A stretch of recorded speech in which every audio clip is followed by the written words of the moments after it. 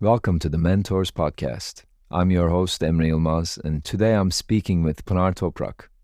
She's an Emmy-nominated composer in Hollywood, celebrated for her outstanding contributions to the realms of film, TV, video games, and beyond.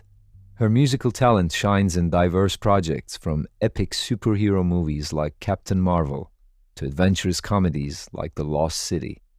Notably, Pinar is the first female composer to score a billion-dollar film.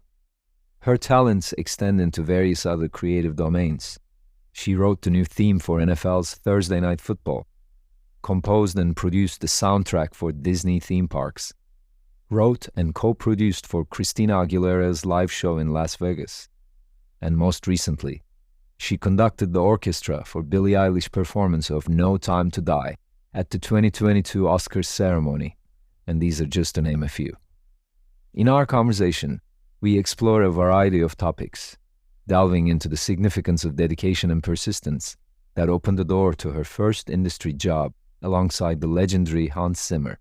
We discuss the delicate balance between family and a thriving career, the power of single-pointed focus from an early age, and the nuanced perspectives on success versus fulfillment.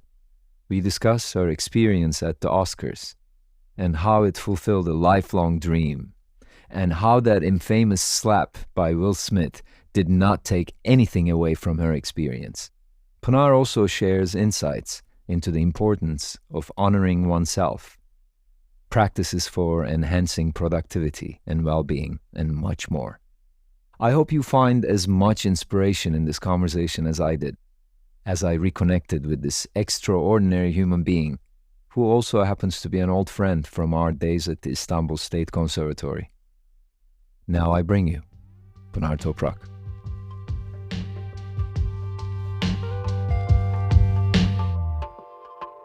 So, what are you working on, if it's okay to mention here? Well, I cannot really say what I'm working on, but I can tell you what's about to get released. One is Paw Patrol, being released September 29th or something. And then another film with Jennifer Gardner and Ed Helms, directed by McG, called Family Switch. That's really fun. That's coming out in November. And I have another film that's coming out in September called Uncharitable. And something else that's coming out in December that you guys are not going to know about for a couple of months more.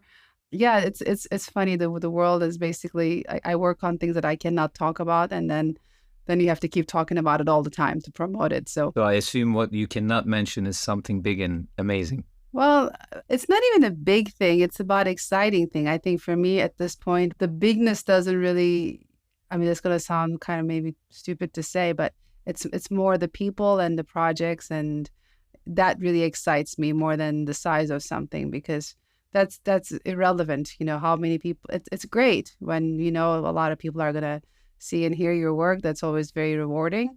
But ultimately, the reward really has to come from doing, because once I've actually done the job, once I've written it and recorded it, I have no control over what happens beyond it. So I'm trying to find projects and people that I can actually have fun creating with. Mm-hmm. That was one of my questions I was going to ask you. All the material gains, things, the goals we reach, once we reach them, it just becomes normal. So I was wondering if you pinch yourself time to time to see if it's real. You're scoring for Hollywood and you're just doing all this amazing work. How does that feel? It does feel incredible. It's gonna sound cheesy, but I literally wake up feeling gratitude every morning. I feel it and say it out loud to my kids, to my family, to my boyfriend, to everybody. Then I don't take anything for granted, because really, I mean, not that long ago, even though I've been doing this for quite some time, in terms of the projects, and certain things have changed after let's say maybe even Fortnite, Justice League, and after that Captain Marvel definitely changed things. But before that, I went through pretty difficult times. I was broke. I mean, when I say broke, I was really broke. Everything was maxed out on all my credit cards, and I had no money for anything, and I didn't come from money also. We always had food and shelter, but it's like I never really went through life where I didn't have to think about money or check my bank account. How much do I have left? And so I don't take any of it for granted. And truthfully, material can never be the goal. It really has to be, hopefully, your passion and your heart align with what you want to do. And then hopefully that results in something good and people recognize that. And the material success is a byproduct of that passion, hopefully. Let's kick it off with journeying back to 1980s of Istanbul. And let's talk about that little girl with the huge dream. How your father's influence played a role shaping that path, and you're being influenced from the Superman movie. Yes, my father really is the reason why I'm doing this, because he instilled the love of Hollywood films. And Superman was, I mean, we used to watch films every day, all the time, but Superman was the first film that I remember noticing the score specifically. So it really changed things for me. And I remember I had my Walkman and I was recording when it was coming out of TV just so I could hear the music back again. And I really remember, like, when the TV was muted, or the volume was low, the film didn't make the same impact. And all of a sudden, and when the music was on, it changed. So as a kid, realizing that, oh my God, the music is doing all of this, that was really magical. But as you might remember, film scoring field wasn't really a thing in Turkey when we were growing up. There weren't many people. There were a lot of times it was kind of the pop arrangers and, a few people that were scoring the few films. There really wasn't a film composer job title, So when I first started writing music, it really was, I was writing songs because that was the accepted form back then in Turkey. And anything else was sort of like crazy dream. Yeah, sure, you're going to go to Hollywood and like they're waiting for you with open arms. You're going to do that. So it was a really kind of a crazy thing. And but I also knew, and I do love Turkey very much, but I never really felt like I belonged there growing up. I think that's really kind of what instigated everything. I just kind of fell in love with the whole American dream thing. And I was in love with the idea of Hollywood and big, massive scores. And, that really was really exciting for me. So that really started the journey. I was at the conservatory, which is where we met many years ago. And but I was a good girl, I was a good student. I did what I was supposed to do. I studied what I was supposed to. But internally, I just had this thing boiling. I knew I had to get to America and I had to figure out a way to get into film scoring. And at the time, really, there weren't too many options. The same year we came, right? You came in 97? 97, that's right. You first spent a year with your brother and then you got into Berkeley and finished it in like 2 years or something, and then came to LA. Right. When I first came to LA, I was only 20 years old, 19 actually, technically 19 years old. I finished Berkeley in 2 years, thanks to, I guess, the conservatory education. And I was able to test out a lot of classes. So I finished a 4-year program in 2 years. I was 19 years old when I graduated and moved to LA. And long story short, I got my master's degree. And I got a job at Paramount Pictures music department. I really worked my way up. I was an assistant. I was a programmer. I worked for Hans Zimmer for some time. And so, sorry to interrupt you, but we have to linger there for a second. Can you tell our listeners how you got to work with Hans Zimmer, how your working relationship started? Sure. Well, I was really obsessed with what Hans was doing at the time, and I really wanted to work for him. And I didn't know anybody that was working. I moved to LA without a single connection. And I remember I had saved about $2,000 while I was at Berkeley. I had like 3 jobs on campus and I was teaching music to kids and everything. And that was a big deal. And, I moved to LA. I had to figure out the car, all of that stuff. And so I really didn't know anybody, but I knew I wanted to work for Hans. So I figured out who was working there and who was working for the people that were working there. So, and this is before the days of Google and Facebook and all of those things, so you really had to do some manual search to get access. Hmm. And long story short, I called them every day, various people, for about a month. And finally, at the end of the month, they said, okay, come for a meeting. It wasn't actually Hans's team, it was somebody else. And I went for the meeting, which they canceled the meeting 3 times. I don't want to bore you with the entire story. Let's just say that I was very persistent for a month to get that meeting. Finally, once I got there, I knew I wasn't going to get the job actually, but I met somebody in the hallway and I gave him my card. And he said, oh, actually, no, we just met. And that was kind of it. And he called me later that day. He said, oh, do you know anything about programming? And do you know anything about Pro Tools? And I said, of course, yes, yes, yes. And Pro Tools, I knew a little bit, but I knew nothing about programming. But of course, like any young Say person yes. should do, exactly, you lie and say yes and you figure it out. So the good thing was he called me on a Friday and he said, okay, you start Monday. So I worked the entire weekend. I read the manual of these softwares that I was supposed to know. And come Monday morning, I was actually quite good at them because I had read the manual. So, but Wow. that's kind of how the journey started. And then several months after that, Hans saw me there working day and night, and we built a relationship. Then he asked me to work for a part of his team, which was great. So it's definitely the persistence, the conviction, but also being ready when the opportunity arrives. I mean, when you got there, clearly you had the facilities for Hans Zimmer to notice you out of all other people in that office. I think it's really dedication. There are a lot of talented people in this town and the world. I don't think there's really a lack of talent, really, and there Uh-huh. isn't really a lack of knowledge either, especially this day and age. When I talk to different students and young composers coming up, there's no excuse not to know our craft anymore. You don't have to go to fancy schools. You don't have to, there's absolutely no excuse. So I think what sets us apart in anything that we do is this passion and persistence. And when people feel that, they want to give you the opportunity and they want to be around you. Your energy kind of becomes infectious.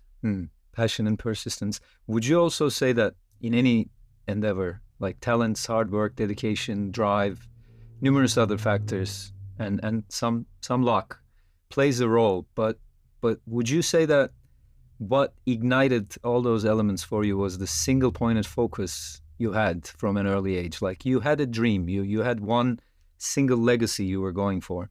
Would you say that that's the core of things, what ignited everything else?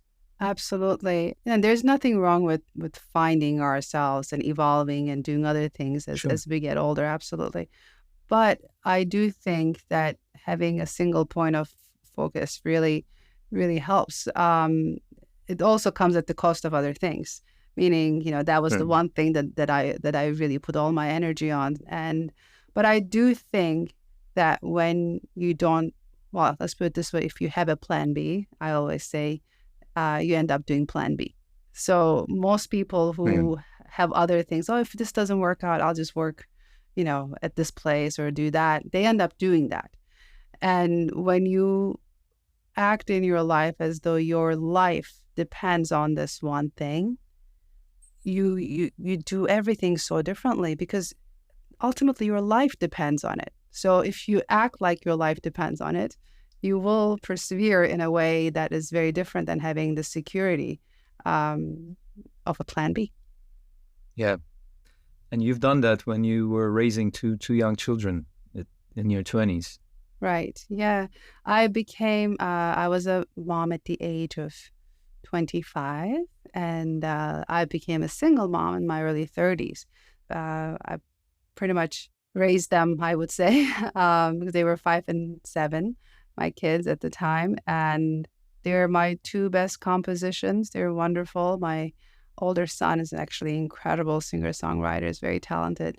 And my younger one is an aspiring racing driver. He races go-karts currently, and that's a whole other topic. But they're the best, and they actually they made me work harder because I wanted to provide a good life for them. I wanted to be a good example for them, that dreams can come true if you work hard and if you stay persistent, and they're great. This is a very interesting subject because I find myself debating that all the time. Like, do you exchange your dreams and your life? Yet you didn't, even though your life depended on this goal, you also didn't say, I'm not going to have kids. I don't have time for that. No, because for me, there's success and there's fulfillment. A lot of people can be successful at one thing and do that. There's a lot of, there are a lot of examples of that. But for me, real success comes from having it all, so to speak. If I don't have my love to share, I'm very fortunate to be in love with a wonderful man who really supports me and sees me, and my kids who are absolutely amazing. If I didn't have them to share the things that are happening in my professional life, I don't think it would feel the same way for me. And it's such a personal thing. I knew at a pretty young age that I wanted to be a mother. And that was very important for me. And that was never an either or. Of course, there are things that I had to modify and change. And some things were quite difficult, especially when they were younger. I'm not going to sugarcoat it. But I knew that my idea of success and fulfillment includes family and love. That was part of the project. Absolutely. Nice. We were watching Oscars with my partner B, and I told her about you and your appearance there. And it's the first time I know someone on that Oscars stage.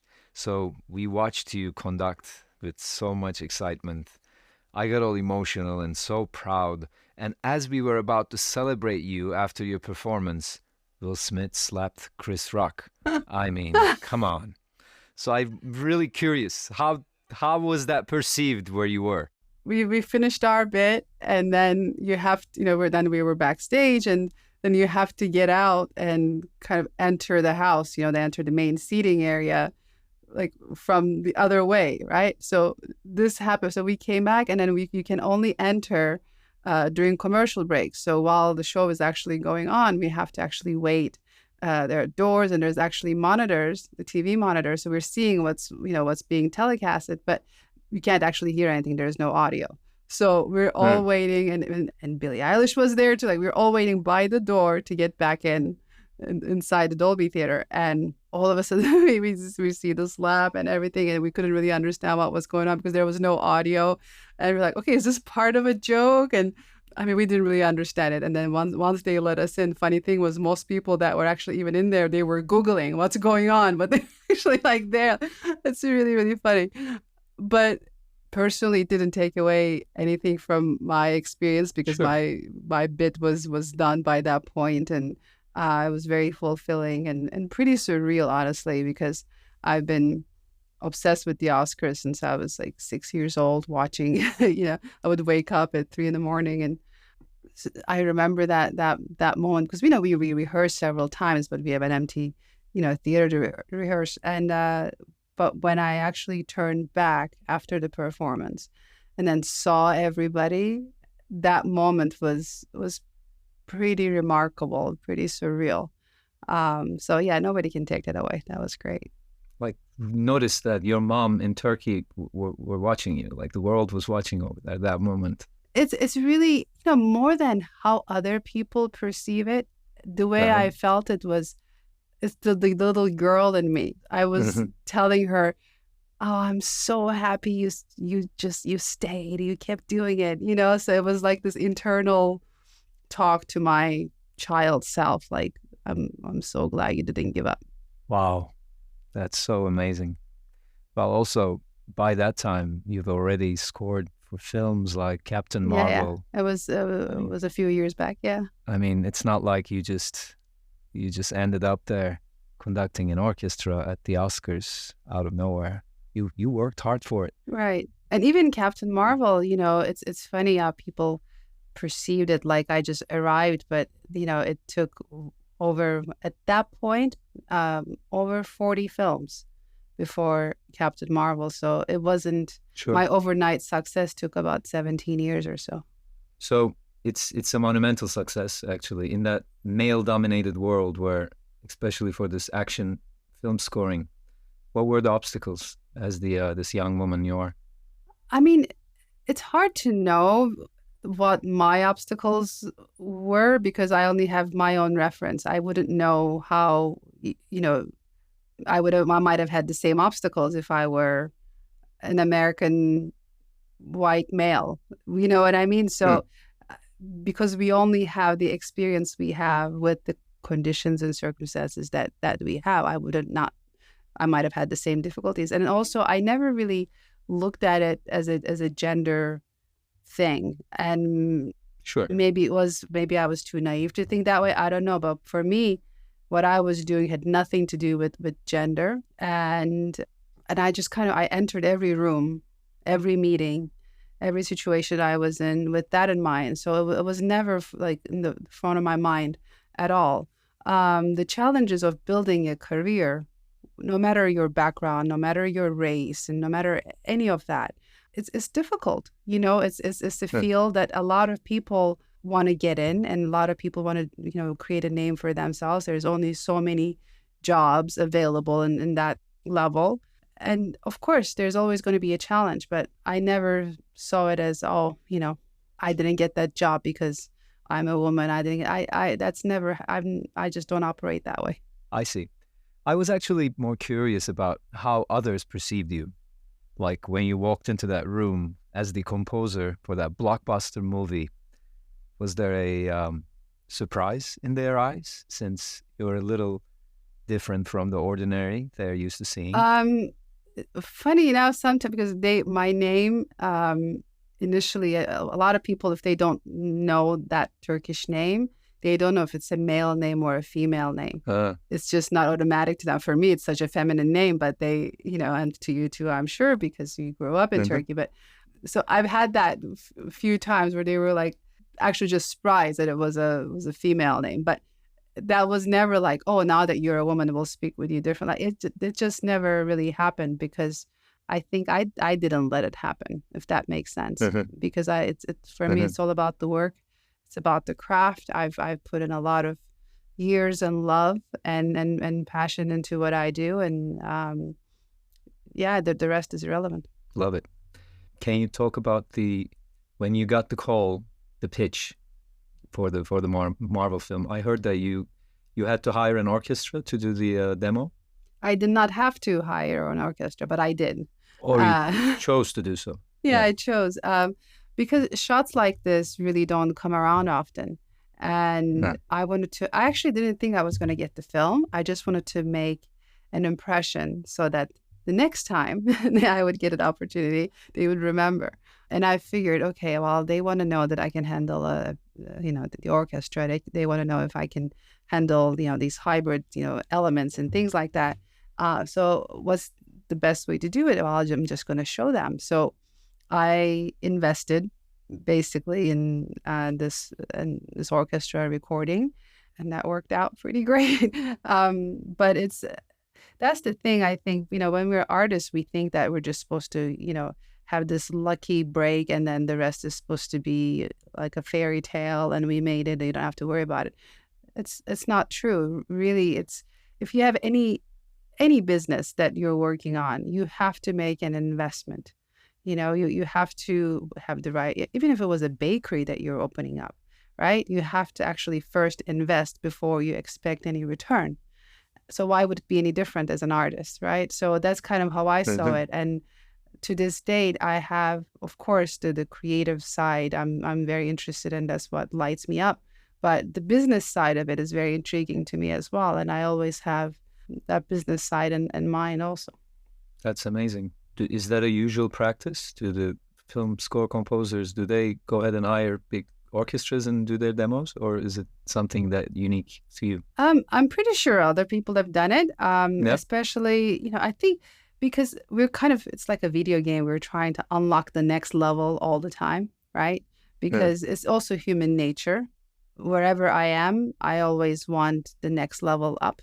And sometimes for that next level to get activated, you need to do something that's out of the ordinary. And yeah, I think actually more and more, there's actually a lot more opportunities for composers to record. They can use, Eastern European orchestras, remotely and things like that. They don't have to. What I did was I recorded at Warner Brothers with a 70-piece orchestra, and I hired a video crew to shoot the whole thing.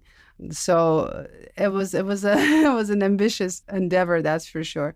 But there's so many ways of letting people know that you're serious about what you're doing and you don't mind putting your all your effort into it. I love it. So I'm curious about something in the films when huge teams of people working on just on sound. What is the collaboration like with the composer, with the sound design team? Because they go hand in hand when we hear the end product. How does it work? Do you get into a room together and just exchange ideas? Do they? Who's Sometimes, first? well, it's all kind of evolving at the same time. We're all part of the Mhm. post-production process. And with some projects, when you don't know where the sound stops, music begins, if it's a Yeah. very sound design kind of thing, you really need to have a lot of interaction together and discuss. And sometimes, for example, years ago, I did this TV show called Krypton. And speaking of Superman, that was about Superman's grandfather. And that was a really great show to be a part of. And at the time when we were talking, like there isn't really a sound established for Krypton, because the Superman story is Superman on Earth, right? So Krypton, we could actually do a whole bunch of like weird, sound design elements and a whole other world, really. So when we used to do our spotting sessions, which for those that don't know, spotting session is when the composer sits down with the filmmakers and we talk about where the music goes.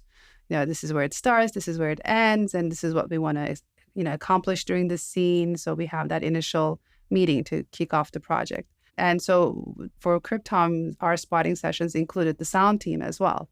And because sometimes we would be like, oh, okay, we want to do this. Are you guys doing that? Or should I do that? So we really talked. But a lot of other films, it's just a matter of being in communication and knowing, Mhm.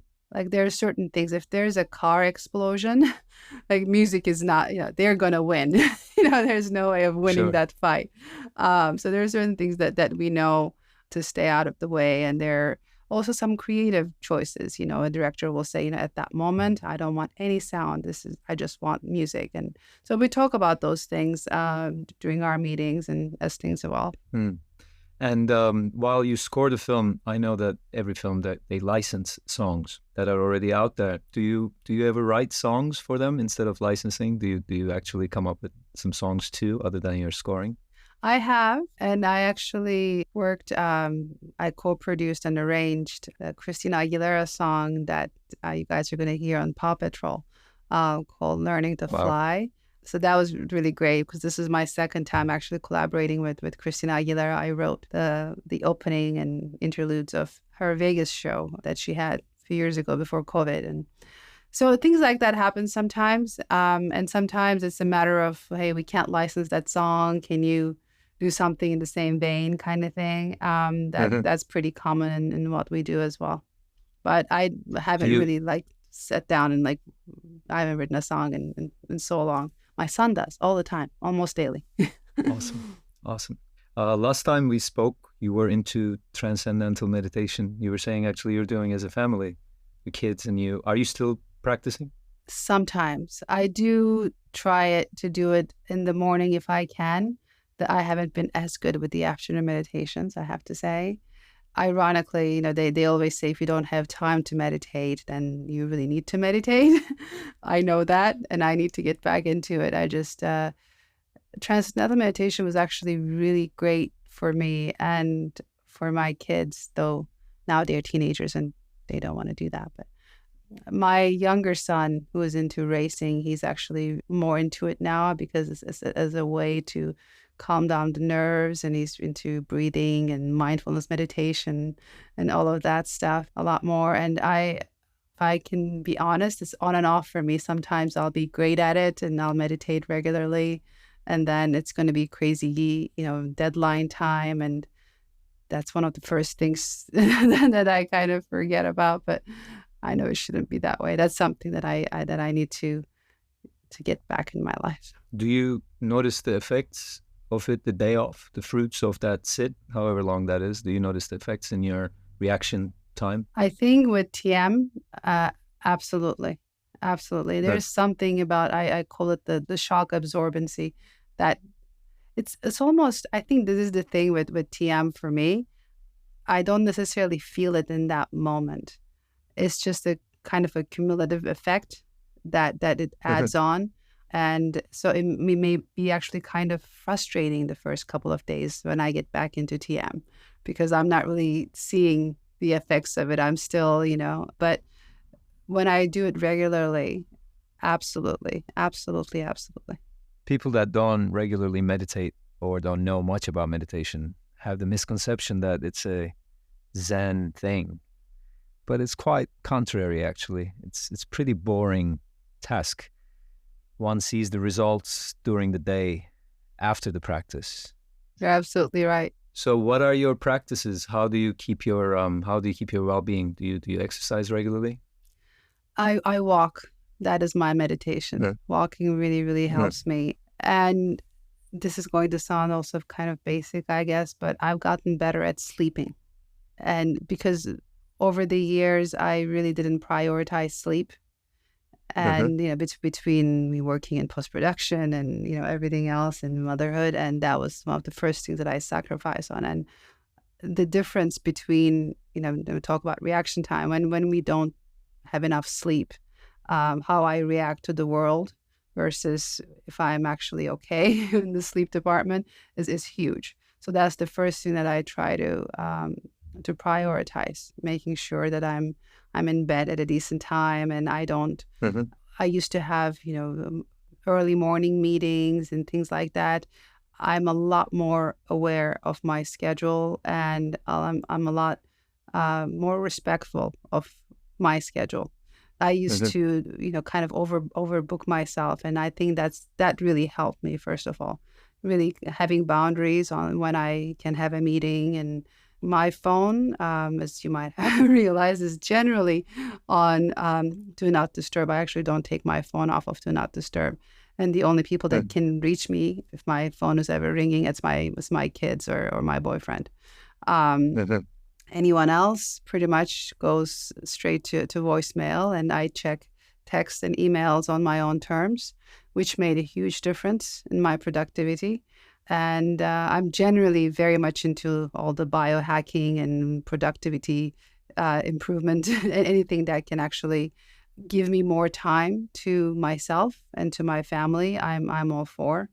So there are things that I do in the studio that can expedite how fast I can get something done.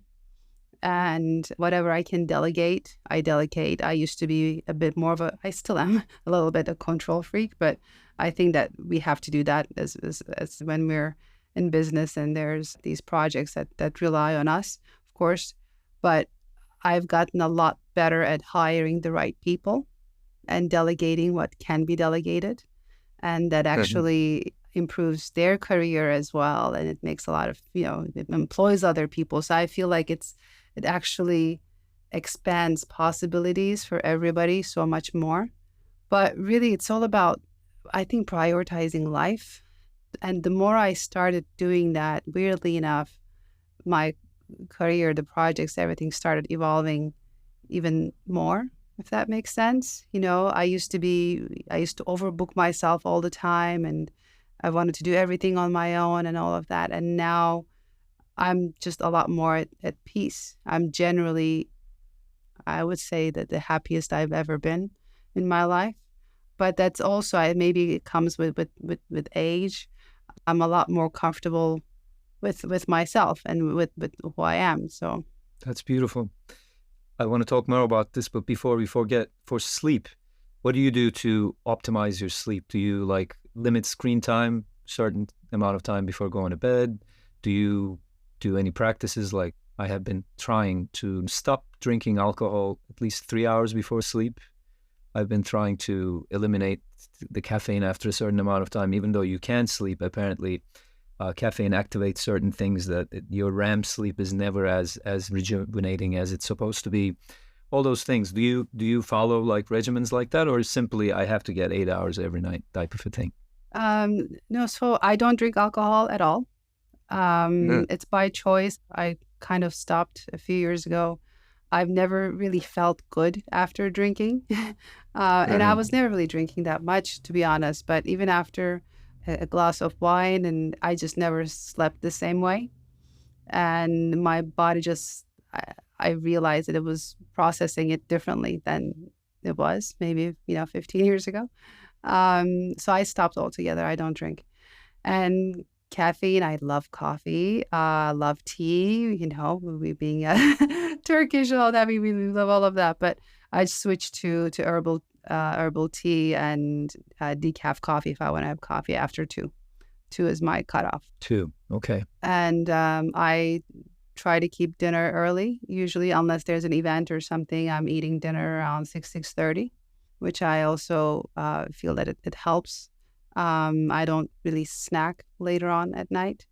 And also, it's just peace. It's really turning off notifications and not looking at emails and things, because personally, that's what affected me the most. So that email that you get at 10:30 p.m. that, or, it's just causes anxiety. There's nothing you can do about it at that point. And then now you can't sleep and it's on your mind. And so I do look at my, it's not like I don't have any, we do have a TV in the room and that actually helps me sleep. But I'm careful of what we watch before going to sleep. So usually something that's it's more of a feel-good thing, because a lot of times for me, the sleep issues come from psychological things like anxiety. If I'm thinking about something and kind of ruminating over it, that's why I can't sleep. So if I just keep my mind happy, I realize that I sleep better. But that said, I still need some supplements, herbal supplements and things here and there, and nighttime teas, and I have a few things that I do, and sometimes it's none of that still works, of course, because we're just human. It's not perfect, but I do prioritize it. And how many hours do you shoot? In an ideal world, minimum 7 hours, 7 to 8, and then like this morning, because the last few nights, for example, my older son, he's been in the studio working on his own stuff, not my studio, but elsewhere. And he was coming home at 3 a.m. And of course, as a Turkish mom, I can't sleep till he gets home. So, and then I had to wake up at 7 a.m. all those days. So I was completely sleep deprived for a few days. But this morning, Stefan, my boyfriend, was like, okay, I'm going to take the kids to school, and he just sleeps. So this morning, I actually slept in quite a bit, and I feel like a new person. Nice. You look rested. You don't look tired to me. I feel good. Thanks. Is he recording his first album or something? He's something like that.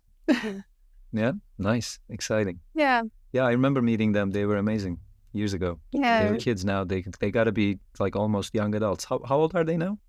So Noah's going to be 18 in December, and Ren is 15. So 15 and 17 right now, yeah. Going back to honoring oneself, before you were just for the craft, just for this dream, you would just not sleep, you would just book yourself crazy and all sorts of things. And you said the moment you stopped doing that, even actually work became better. Can you talk about that a little bit? I think I didn't know how to prioritize me. I thought growing up, there's these things that we're supposed to do, right? You're supposed to earn this much, work these things, and be this kind of a parent and do all of that. Even, for example, I was cooking for my kids all the time. Like when they were going to school, even their lunch boxes, I made everything from scratch, and I would write handwritten notes and all of that. It was really cute. I was that mom. And then at some point I realized they're teenagers and we all have like Uber Eats and all of those things. And I basically told them that I can either be in the kitchen cooking for you guys, or I can actually be with you guys. And they're like, we don't care where we get food from. And, just so simple things like that. Of course, I still cook sometimes. I like to cook, but you just kind of realize, okay, all these things that I added to my day were wearing me out. I didn't even realize it. So now I don't feel as guilty when I want to go for a walk, when I want to spend, if I have a morning off, go get a facial, or, go get a massage or something like that, where I just always felt like I had to be doing something all the time. So that alone just relaxed me. And I think that peace and even for example, I kind of stopped wearing makeup a few years ago. That's been great because now if I have a meeting, I just kind of go, and I don't really, not that I don't care, but I'm more okay with who I am. Whereas growing up, I felt like, oh, I had to look a certain way, I had to do certain things, and now I'm just like, okay, well, this is what I'm working with. I'm gonna get out the door and have that meeting, and I don't know. I think I'm just generally more at peace, and the more at peace I am with everything, then everything else resolves itself. I don't know. That's really good. I mean, wisdom is a thing, right? As we age. Yeah, absolutely. Because we start realizing what actually matters and what doesn't. Because I don't think we know that really until we realize, like, oh, all these things that I've been doing, that's not really, like, that's not the biggest payoff in life, you know? Mhm. So before we close, clearly the dream is never ending, and I know your love for the legacy you want to leave here. That's what drives you. Is there a moonshot still in your life? Yes. It's funny how when I first started to kind of evolve my career, I had to prove that I could write action and all these big projects that I wanted to score. Yes, of course I wanted to score them, but ironically enough, now what I'm really craving is a character driven or a period piece, and something that's not as epic, if that makes sense, Hmm. as epic in emotional ways and other ways. So Hmm. I'm looking for, because that's kind of how I started initially. But weirdly enough, I wasn't, I'd done a few projects, and then I kind of hopped on this like action epic stuff wagon. And then that's kind of where, once people see you as, doing one thing, you get a bit, pigeonholed there. So my next thing is hopefully being involved with projects and with filmmakers that allow me to show that side of myself that's been dying to come out. And so hopefully that's the next path. But there are also so many other Okay. things that I want to do, of course. Do you want to talk about them? Nope. Because I don't want to Keep jinx them. it. Keep But them in. yeah, I think, I mean, there's so many things to experience and do in life. For me, it's never going to end. And maybe I don't know if that's a blessing or a curse, but I'm always excited about the next thing. Evolution is important to me. So there's always a next thing. So, what would be your biggest advice to people starting out in your path? Well, first of all, you need to be good at what you do, whatever it is, whatever field that you're in. First, know your craft and improve your craft. That goes without saying, because nothing is going to happen. You could be the luckiest person, you could, but you might get a job, but you're not going to have a career unless you're good at your craft.